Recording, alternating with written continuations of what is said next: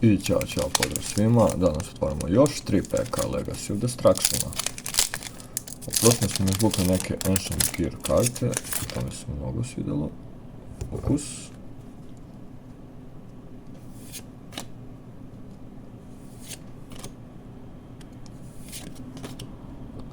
Ovo je ona stara karta, mislim ima verzija stare karte, samo ovo nova verzija. Pa Hydra. Ancient Gear Advance, odlično. Još 2 peka, nijedan QCR. Živote.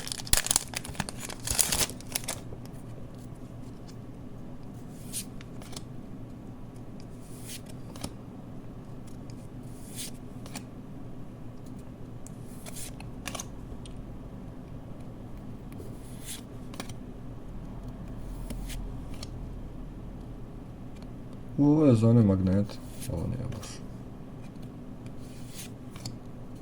Još jedan komander. I ajmo, posljednji pek.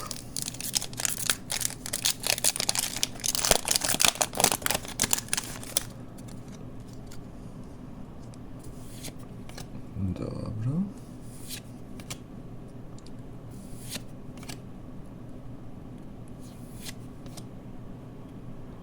Dragon Undertaker.